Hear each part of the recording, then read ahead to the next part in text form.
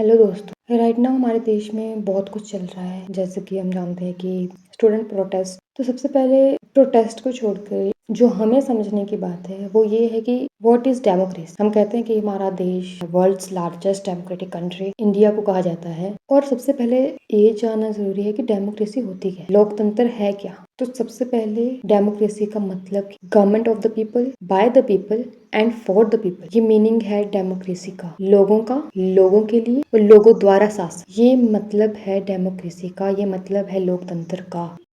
तो इस मीनिंग से हमें क्या पता चलता है, इस मतलब से, इस डेमोक्रेसी के परिभाषा से हमें क्या पता चल रहा है कि सबसे पहले इस कंट्री के पीपल आते हैं। अगर आपने प्रियम्बल देखे तो प्रियम्बल में सबसे पहले ये लिखा गया है, we the people of this nation, we the people, not we the government. लोकतंत्र में सबसे पहले उस कंट्री के लोगों को रखा गया है। सबसे ज्यादा सुप्रीमेसी, सबसे ज्यादा पावर उस कंट्री के लोगों के पास, और लोगों द्वारा अपने जब एक इंसान को चुना जाता है या इलेक्ट किया जाता है, उस इंसान का या उस मेंबर का जो कि करोड़ों जनता को रिप्रेजेंट कर रहा है, उसका ये कर्तव्य है, उसकी ये ड्यूटी कि वो उन सभी लोगों के क्वेश्चन को आंसरेबल हो।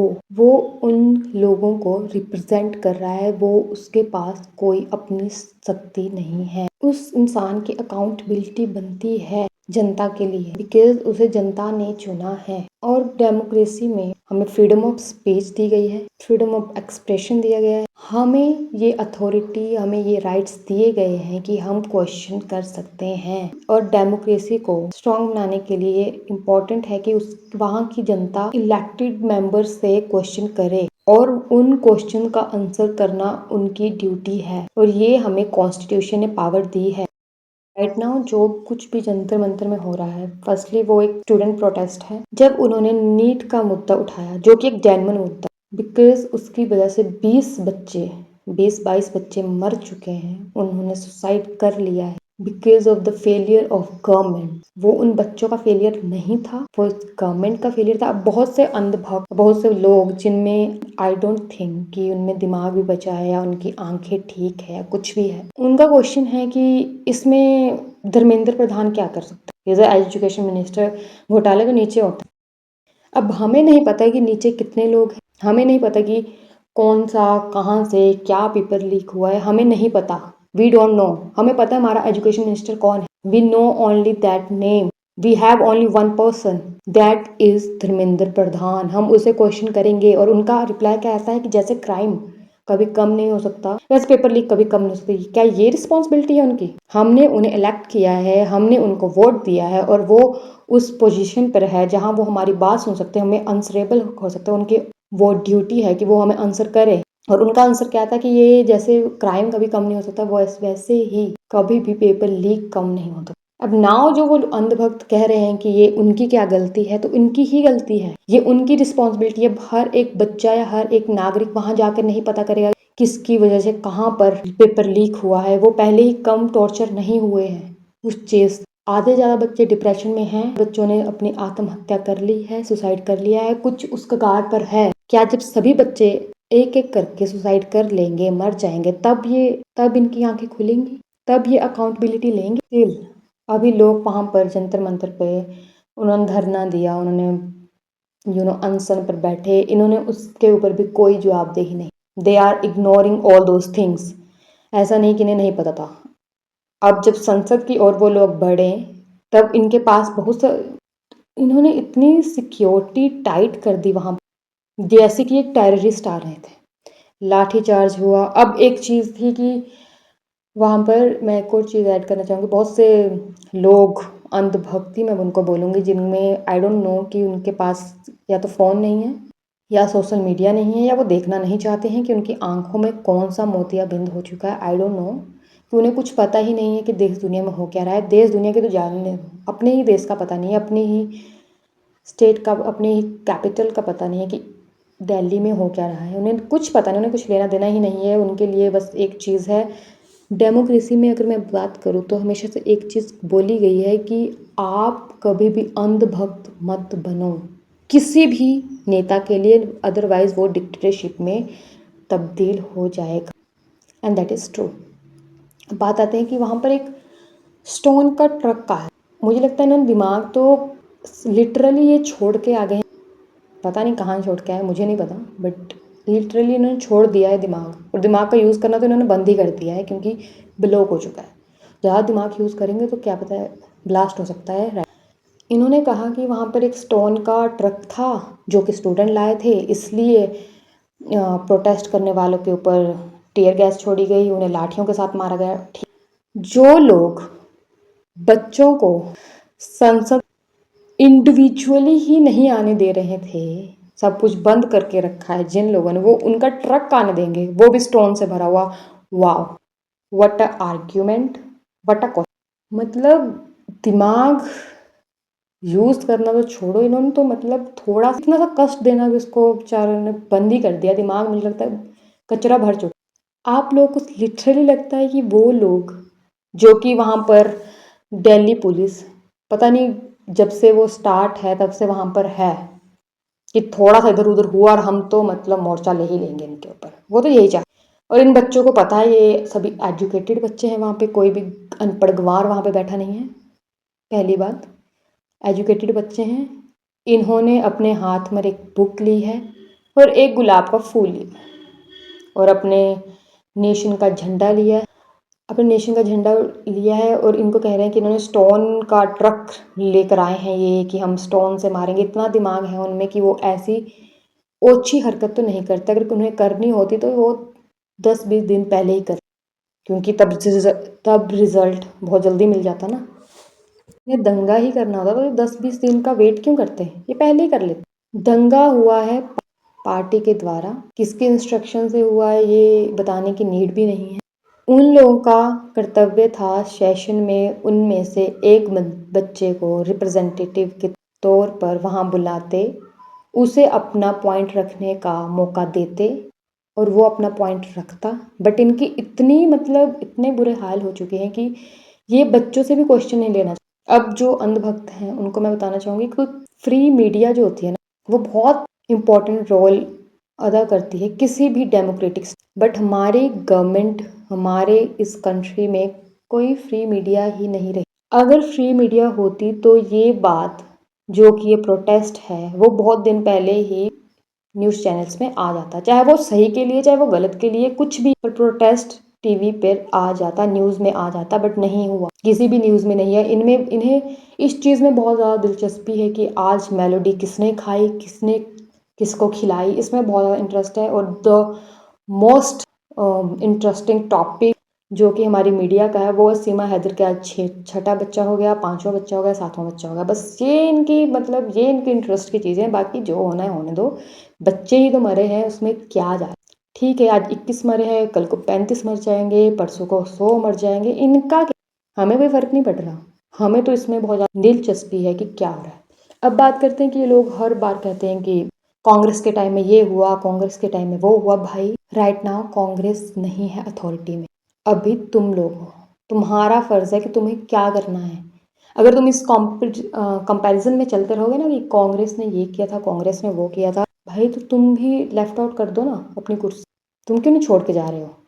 तुम्हें इस चीज़ में बहुत इंटरेस्ट है कि कांग्रेस ने क्या किया। इस कंपैरिजन के चक्कर में आपने हमारे देश की तो लगा डाली। मोस्ट इम्पोर्टेंट थिंग कि अगर किसी ने क्वेश्चन किया इनसे कि भाई ये ऐसा हो गया वैसा हो गया, तो इनका सबसे पहले आएगा that person is anti national, इसने ये किया था, ये वो था, वो वैसा था, ये तो भाई एंटी नेशनल। फर्स्टली डेमोक्रेसी और हमारे कॉन्स्टिट्यूशन में ये peaceful protest is the part of democracy. Peaceful protest इंसान कर सकता है, और अगर उसे कोई भी पॉलिसी सरकार की समझ नहीं आ रही है तो वो उसको क्वेश्चन कर सकता है। वो कोई भी एंटी नेशनल में नहीं आएगा। वो एंटी गवर्नमेंट हो सकता है, वो एंटी पार्टी हो सकता है, बट वो एंटी नेशनल नहीं हो सकता। और एंटी पार्टी होना, एंटी गवर्नमेंट होना इज नॉट अ क्राइम, वो कोई भी जुर्म नहीं है। और एंटी नेशनल कोई नहीं है इस देश में। इससे हम अपने असली मुद्दे पे आते हैं, नीट के पेपर में, जो कि ऑफकोर्स पेपर लीक हो रहा है, जो भी हो रहा है। बहुत से बच्चों के अब रिजल्ट भी आए हैं, तो उन्होंने कहा कि हमारी OMR सीट पे पहले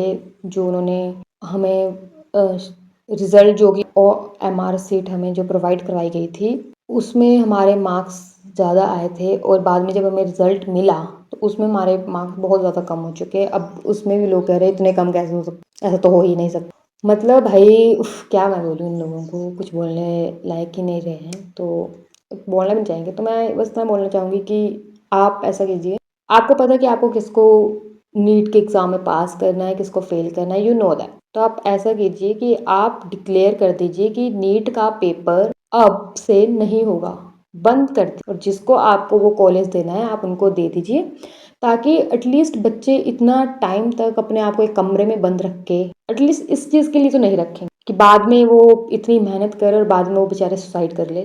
तो आप ये पहले ही पता कर लीजिए, आप पहले ही बता दीजिए कि हमारी कोई रिस्पॉन्सिबिलिटी नहीं है, बट हम इन बच्चों को ये वाला कॉलेज दे रहे हैं, हम इनको टॉपर बनाना चाहते हैं, हम इनको ही फेवर करना चाहते हैं, तो प्लीज़ डू दैट। हमें उससे कोई प्रॉब्लम नहीं है, एटलीस्ट हमारे बच्चे पढ़ना तो बंद करेंगे। वो इतना साल 2-2 3-3 साल वहाँ पर एक कमरे में बंद हो जाते हैं, पढ़ते रहते हैं। एक आपको सकता हो ना, एक क्वेश्चन समटाइम्स समझ नहीं आता, पूरा दिन पूरी रात उसमें निकल जाती, नींद तक नहीं आती उस चीज़ के कारण कि ये क्वेश्चन है क्या क्या नहीं है। बुरी मुश्किल से जब वो समझ आता है तब जाके कहीं सांस आती है कि ओह माय गॉड, इतना प्रेशर होता है। उसके बाद फैमिली का प्रेशर, लॉट ऑफ थिंग्स। अब देखो, सबके पास या सबके नियर बाय कोई कोचिंग सेंटर भी नहीं होता है। जो लोग गांव से आते हैं या कोई रूरल एरिया से आ रहा है, वो अर्बन एरिया की तरफ जाते हैं जहाँ अच्छे कोचिंग सेंटर उन्हें मिल जाए। वहाँ की फीस तो एक अलग थिंग है, ओके, फीस तो हमें देनी पड़ेगी, बट वहाँ का रहने का खर्चा भी बहुत 1-1.5 लाख रुपया साल का मिनिमम खर्चा वहाँ पर लग जाता। खर्चा कहने का मतलब है रहन सहन का। एक गरीब परिवार से संबंध रखने वाला इंसान, बच्चा वहाँ जा रहा है, इतने पैसे इन्वेस्ट कर रहा है, अपना 100% दे रहा है, वो फेल हो रहा है, क्यों? हमारी गवर्नमेंट के फेलियर, क्योंकि हमारी गवर्नमेंट एक पेपर लीक नहीं रोक पाई, और उसके बाद वो बच्चा मर जाता है। उन्हें, दे आर नॉट आंसरेबल, मर गया, इन्हें फ़र्क ही नहीं पड़ रहा है। बच्चे मर गए हैं भाई, आपकी गलती की वजह से वो मर गया है और आपको कोई फ़र्क ही नहीं पड़ रहा है। अब हम क्या क्वेश्चन करें इनसे या क्या नहीं करें, ये क्यों हमारे लिए आंसरेबल नहीं है, हमें नहीं पता। और इतने पैसे इन्वेस्ट, ठीक है आपके पास पैसे बहुत हैं, that good for you, but not every Indian have that much money. उनके पास सिर्फ एक उम्मीद होती है कि ठीक है हम पढ़ लिख लेंगे, अच्छी सी नौकरी मिल जाएगी। हमारे बचपन से एक चीज़ ढल जाती दिमाग में, स्कूल से पढ़ो, अच्छा करो, बाद में तुम गवर्नमेंट नौकरी पा। आई एम 22 years old, मैं still I am still study. कोई भी गवर्नमेंट एग्ज़ाम नहीं कर रहा है, बस भर रहे हैं, दे रहे हैं एग्ज़ाम, और सम ऑफ दैम तो कैंसिल हो जाते हैं। आपने फॉर्म फिल किया, उसके बाद ही पता चलता है ओह ये एग्ज़ाम तो कैंसिल हो गया, अब ये बाद में होगा। कुछ एग्ज़ाम तो निकलते ही नहीं हैं, आप कुछ की प्रिपरेशन कर रहे हो तो कुछ तो निकल ही नहीं रहे। आप 2-2 3-3 साल एक एग्ज़ाम को दे रहे, और अगर कुछ निकल जाते हैं, आप कर भी लेते हो, उसका रिजल्ट ही 2-2.5 साल बाद आता।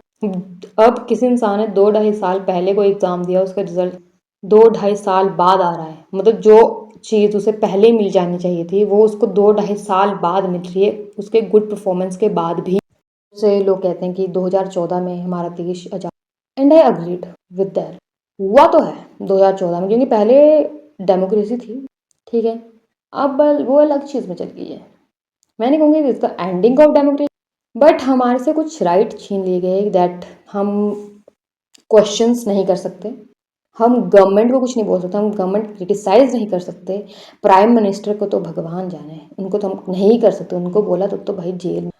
और अगर आप ज़्यादा कुछ क्वेश्चन करेंगे, ज़्यादा क्रिटिसिज्म की तरफ जाएंगे या आप क्रिटिसाइज़ करेंगे, तो भाई आप एंटी नेशनल हो जाएंगे, आपके ऊपर बहुत से एलिगेशन लग सकते हैं, आपको जेल दी। अगर आप थोड़ी तादाद में हैं तब तो आपको जेल मिल जाएगी, अगर आप ज़्यादा तादाद में हैं तो आपको एंटी नेशनल का टैग मिल जाएगा।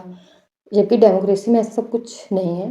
डेमोक्रेसी में कहा गया है कि क्वेश्चन पूछना एंटी नेशनल की लिस्ट में नहीं आता है। और उसके बाद हम बोलते हैं फ्रीडम ऑफ स्पीच, वो भी नहीं है हमारा। राइट टू इन्फॉर्मेशन, वो भी हमें नहीं मिला है। 2014 के बाद उन्होंने कॉन्स्टिट्यूशन बदल दिया है, इनका अपना एक अलग कॉन्स्टिट्यूशन है। वहाँ पे जो वी द पीपल था, वहाँ पे वी द गवर्नमेंट हो गया, not a written way but in their head. वो हो चुका है, वो इम्प्लीमेंट हो चुका है, मतलब वो लिखित रूप में नहीं है बट वो इम्प्लीमेंट हुआ है। जिस तरह के एक्शन थे उसमें पता लग रहा है कि क्या हुआ है। तो बात तो सही है कि 2014 के बाद ही हमारा देश दिया। और अब बात रही अकाउंटेबिलिटी में नहीं ले रहे हैं, उसके बाद 2014 के बाद जब हमारा देश आज़ाद हुआ, बिकॉज ये बहुत ज़्यादा टायर्ड हो गए थे इस चीज़ से कि इतना मतलब क्या कॉन्फ्रेंस करते रहते हैं, ये कौन सा चौथा स्तंभ है। उसका चौथा स्तंभ भी थोड़ा सा हिल क्या गया, पूरा टूट गया। उसके बाद मीडिया भी वही क्वेश्चन पूछेगी जो जो ये चाहेंगे कि हाँ ऐसे क्वेश्चन हमसे पूछे, वो वैसे ही क्वेश्चन पूछती है। वो यही पूछती है आप क्या खाते हैं, आप अपने चेहरे पर क्या लगाते हैं, आपने इतना फिट आप कैसे है इस उम्र में, आज आपने कितनी मेलोडी खाई, आज आपने ये क्या किया, ये मतलब यही क्वेश्चन है। और मैं इसके खिलाफ नहीं हूँ, it's a good very good questions. हमें पता चल रहा है कि क्या हो रहा है, मतलब दे आर सेलिब्रिटीज़, तो हमें पता लग रहा है कि हमारे सेलिब्रिटीज़ भी वही चीज़ें खा रहे हैं जो हम खा रहे हैं। They are not politician, they are celebrities. फिर कहाँ घूम रहे हैं, ऑस्ट्रेलिया घूम रहे हैं, कहाँ राइट नाउ, बिकॉज मुझे नहीं लगता कि कुछ भी बदलेगा। हम बोलते रहेंगे, बहुत से लोग बोलते हैं, बहुत से बोले कि चले गए ना करें। और एक और चीज़ अभी मेरे दिमाग में आई, हमारी जो कि जब वोट मांगने आती थी तो मतलब शी इज़ लाइक मैं तो पता नहीं क्या से क्या बना दूंगी। और अब वो कहती हैं कि हमें पता है हमें क्या करना है, हमारे सांसद को पता है हमें क्या करना है, तो जनता उन्हें ना ही सिखाए तभी अच्छा है। मैडम आप वोट मांगने क्यों आते हैं, मुझे ये समझ नहीं आता। आपको जब बात करने का पता ही नहीं है तो आप बात करते ही क्यों, आप मुंह खोलते ही क्यों हैं जब आपको पता ही नहीं चलता कि कैसे क्या बात करनी है। और आपको मुझे लगता है डेमोक्रेसी का पता ही नहीं है, तो आप थोड़ा सा जाके पहले राजनीति के बारे में पढ़िए, फिर जाकर आप यहाँ पे कुछ बोलिए जो आप बोलती हैं आपको पता ही। आप कहती हैं मैं तो बहुत फियरलेस हूँ, मुझे लगता नहीं है इस टाइम पे, मुझे नहीं लगता कि आप फियरलेस। आप तो पता नहीं क्या ही है, आपको कौन सा सत्ता का भूत चढ़ा हुआ है, मुझे नहीं समझा। सो कंगना जी कहती हैं कि हमारे सांसद को पता है, हमारी संसद को पता है हमें क्या करना है, तो मतलब जनता हमें ना सिखा। ठीक है, हम 5 साल के बाद आते हैं और हम 5 साल के बाद इतने नरम हो जाते हैं कि हम वोट मांगते हैं बहुत अच्छे से, और फिर हम बोलते हैं, फिर हम बता अपनी आंखें दिखाते हैं कि भाई तुम हो कौन, तुम्हारी क्या औकात है हमारे सामने, तुम कमाते क्या हो, एक वोट ही तो डालते हो, अब उसके लिए हम तुम्हारे से सलाह लेंगे। Oh my God, we are the most educated people here. चलो छोड़िए, ठीक है दोस्तों, अब ये आप पे डिपेंड करता है कि आप किसको सपोर्ट करते हैं किसको नहीं करते। As I said that not everyone is doing great, but not everybody is doing wrong all the time। But question यही है कि एजुकेशन मिलना तो इम्पोर्टेंट है, बहुत सारी चीज़ें और भी इसमें ऐड ऑन होती है, वो अभी के लिए फिर भी बैक फुट पे रखते हैं। फर्स्टली हम चाहते हैं कि एजुकेशन में तो इम्प्रूवमेंट हो, कुछ कानून ऐसे बनाइए, आप बहुत सारे कानून लेकर आते हैं वैसे भी, तो एक कानून उसके लिए भी बना दीजिए, एजुकेशन के लिए बना दीजिए, एजुकेशन की सिक्योरिटी के लिए बना दीजिए, पेपर लीक के लिए बना दीजिए।